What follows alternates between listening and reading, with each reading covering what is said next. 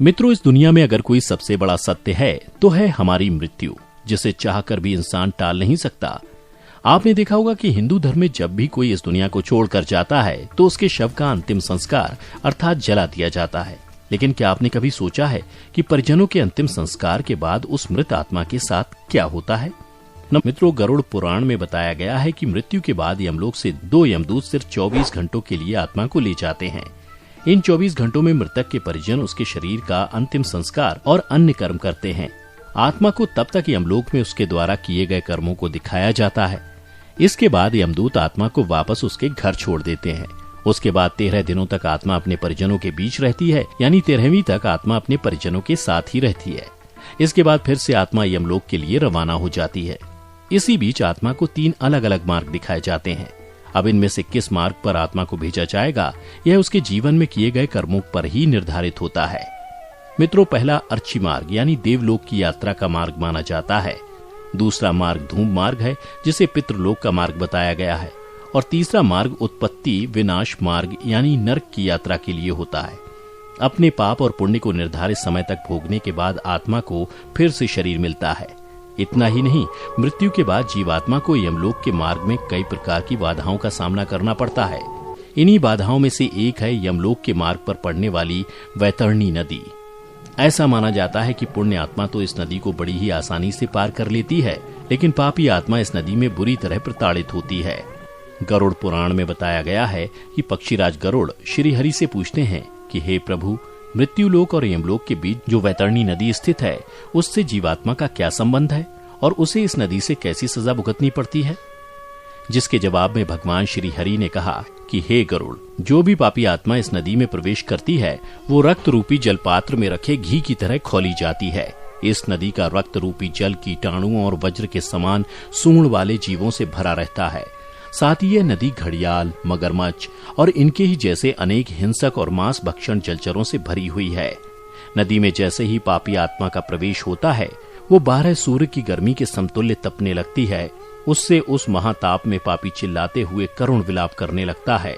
जब ताप उससे बर्दाश्त नहीं होता, तब वह दुरात्मा उस भयंकर रक्त रूपी जल में डुबकी लगाने लगती है। मित्रों, जिन लोगों ने अपने जीवन में पाप किए होते हैं, उन्हें नरक भेजा जाता है।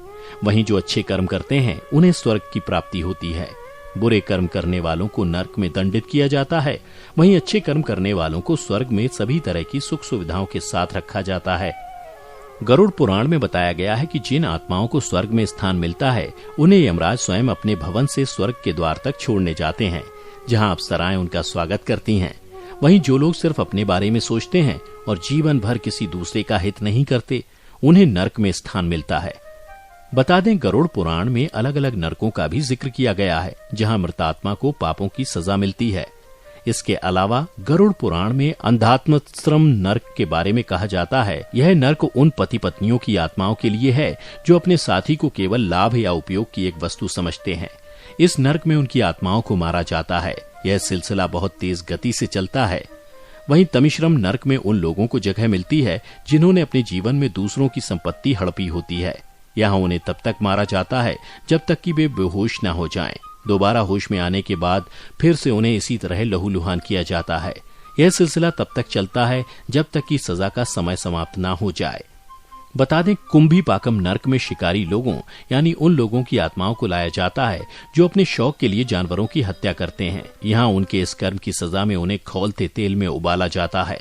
मित्रों, वहीं असितापत्रम नर्क में वो लोग आते हैं जो अपने कर्तव्यों से मुंह मोड़ते हैं, जिम्मेदारियों से भागते हैं। इस नर्क में उन लोगों की आत्माओं को फेंका जाता है। यहाँ लाकर उन्हें तब तक चाकुओं से छलनी किया जाता है जब तक कि वे बेहोश नहीं हो जाते। गरुड़ पुराण में कलासूत्रम नर्क के बारे में बताया गया है कि यहाँ उन आत्माओं को लाया जाता है जिन्होंने अपने जीवन में कभी बड़ों का आदर सम्मान नहीं किया होता। इस नर्क में बुरे कर्मों की सजा देने के लिए अधिक गर्मी में तब तक रखा जाता है जब तक उनकी सजा की सीमा समाप्त नहीं हो जाती। तो मित्रों, आपने देखा कि अंतिम संस्कार के बाद आत्मा के साथ क्या क्या होता है। इसके साथ ही आपने देखा कि आत्मा को किस हिसाब से स्वर्ग या नरक में स्थान मिलता है। आज की इस वीडियो में बस इतना ही। हम उम्मीद करते हैं कि हमारी वीडियो के जरिए आपको कई सवालों के जवाब मिल गए होंगे। अगर ये वीडियो पसंद आई हो तो इसे लाइक और शेयर जरूर कीजिएगा। अगर आपने हमारे चैनल को सब्सक्राइब नहीं किया है तो जरूर करिए। इसके साथ ही मुझे दें इजाजत, और हाँ, वीडियो को अंत तक देखने के लिए आपका बहुत बहुत शुक्रिया।